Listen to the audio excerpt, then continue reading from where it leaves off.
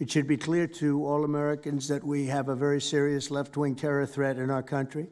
Radicals associated with the domestic terror group Antifa that you've heard a lot about lately, and I've heard a lot about them for 10 years. And other far-left extremists have been carrying out a campaign of violence against ICE agents and other officials charged with enforcing federal law. In Chicago, anarchists have surveilled at least 4 local ICE facilities and posted diagrams of the buildings online, meaning nothing but bad, accompanied by photos of specific ICE agents that they're targeting, one in particular who's a top person and a great patriot.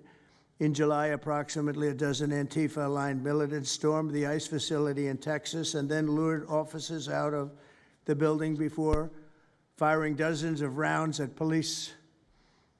They were crazy, frankly, shooting one Texas officer in the neck. And in Portland, Oregon, Antifa thugs have repeatedly attacked our officers and laid siege to federal property in an attempt to violently stop the execution of federal law. Everything we're doing is very lawful. What they're doing is not lawful.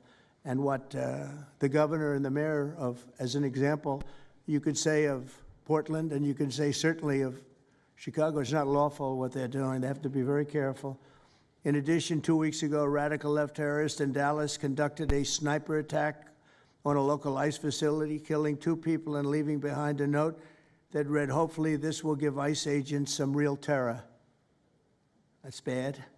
This attack came the very same month that Charlie Kirk was assassinated by a far-left extremist who inscribed the words, "Hey, fascist, catch," meaning catch the bullet, onto the bullet shelf itself. The epidemic of left-wing violence and Antifa-inspired terror has been escalating for nearly a decade.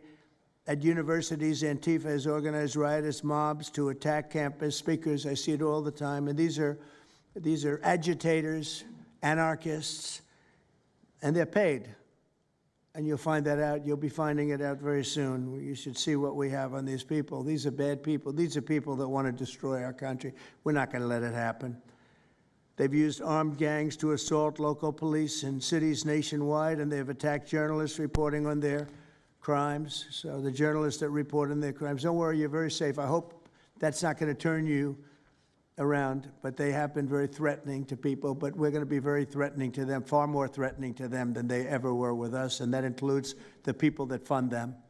Probably some of the people I know, some of the people I dine with, but if they do, they're in deep trouble. So we're going to be looking very strongly at the people that are funding these operations. When you see the signs, and they're all made out of a beautiful, beautiful paper, beautiful, nice, stiff, very expensive paper, with beautiful wood handles, all the same color. They come from very expensive printing machines. These are not people that write out their signs in a basement that believe in something. These are paid anarchists. At least 3 of these courageous journalists have personally been victims of Antifa attacks. Andy Ngo has been repeatedly beaten by Antifa thugs for his work in Andy is a very serious person, too, I have to tell you. I've been watching him for a long time. Is Andy here? That's what I thought. Hello, Andy. I thought that was you. You're looking better than you do out on those streets, huh? You look much better. It's nice to have you.